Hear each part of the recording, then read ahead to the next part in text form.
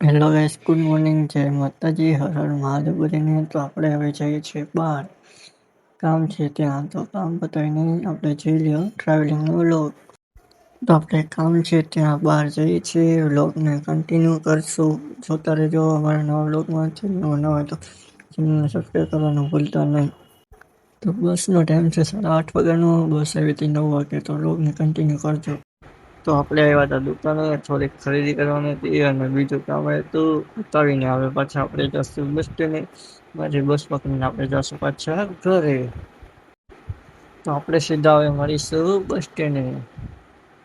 જય માતાજી, હર હર મહાદેવ કમેન્ટમાં લખજો.